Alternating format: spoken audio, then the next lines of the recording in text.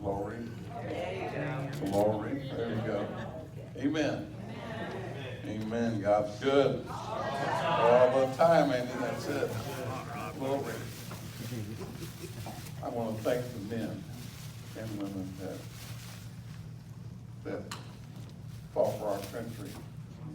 And I want to thank their families that have lost ones, loved ones, because they paid the price, the ultimate price, for us being in church this morning. Amen. For our life. I want to talk to you this morning about discipline. You know, when those guys went to war, went to battle, they went to this thing called boot camp, you know, for 90 days. And their lives were changed in 90 days. Because when they pulled up in that bus and they got off that bus, wherever armed forces that they were in, they said, "You are now mine."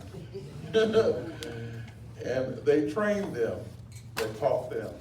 They taught them how to fight. They taught them how to use rifles. They thought, "Well, go ahead, Bob." They didn't say it in your tone of voice. Well, no.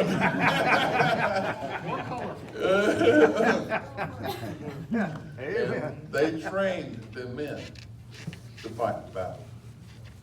And you know, they disciplined them. Not only for themselves, to make them the very best they could be, but also to protect the one that was next to them. Amen. They fought. And they gave their lives. And they fought for us. I'm so proud today to be here. I didn't have that opportunity in my life. But I thank them for them doing what they did for us, for me. Glory. But I want to talk about discipline today, because there's two things that we face each day, and that's the world which we live in, and which will try to conform us to.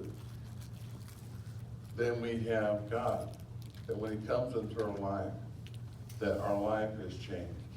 Amen. So there are some things in our life, there are some disciplines that I'm going to talk about today that I think are very important. First is understanding this instruction book right here. So we have that in our life. It's the Word of God. We need to meditate on the Word of God. That's one of the things that we have to have in our life. Got to have an instruction book that teaches us. Then we got to give thanks to him for what he has done. And prayer and how that works. And giving of yourself, giving of time, giving of what you have. And then serving. I think those 5 things are very important for us as Christians to learn who we are, what we are, and how we're supposed to do it. Because that's an important part of our lives. When Christ comes into our life, we are changed then. Then, you know, when I was going to college, I hated going to Bible class. You know, I went to college because I got a football scholarship, not a scholarship to teach, to go to Bible school. You know, but it was a Baptist college, so guess what? My principal told me I had to go there. I had to get 101 and 102 before I could pass the school. I said, "Oh boy, that's something else."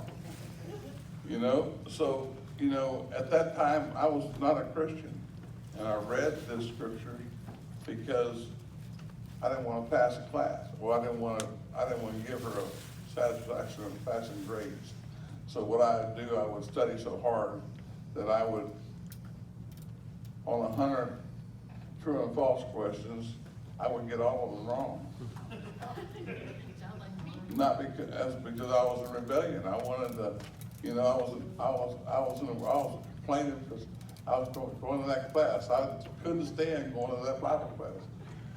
And she said, you're the smartest student I have. She says, every time I give you a test, you get a 0. So I know you're studying, you know, and, but I didn't know the Word of God.